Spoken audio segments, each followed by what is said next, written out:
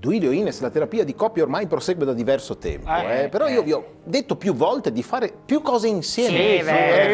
Ci rimbandisce la testa. No, io ve lo sottolineo che l'importanza di passare del tempo insieme con degli obiettivi comuni aiuta a rafforzare l'armonia della coppia. Ma può darci qualche spunto? Spunto. Quello che vuoi. Uno spunto. Posso, tipo, non lo so, fate qualcosa insieme, organizzate una gita fuori porta, non so, ma non vivete in campagna? Sì. Ecco, e allora per quale motivo, non so, non vi coltivate un piccolo campetto con delle piccole... Ma abbiamo, dottore?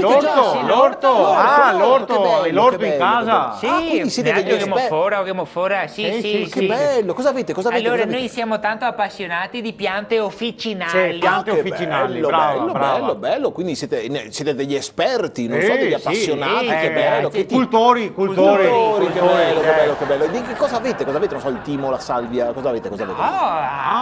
Pomodori, meansane, succati, carote, ravanei, capusci, insalata normale. Strano che era anche i succhi, ho visto che era... Verze forse, ma no, tutti gli anni, A volte c'è un equivoco.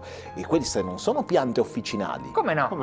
No. Il nostro vicino di casa che ha l'officina, Dedrio il gallorto, e ora de notte Duilio scavalca, va a cavarga tutto quello che hai, piante officinali, Dedrio l'officina no. Ma non si fa, è un furto.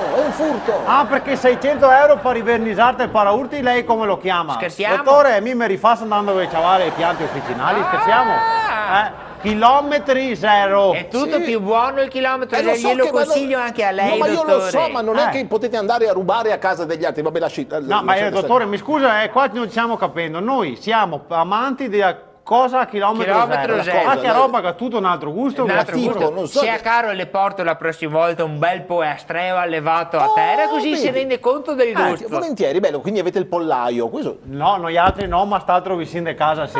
Scavalcare un attimo, io ci avevo anche quello.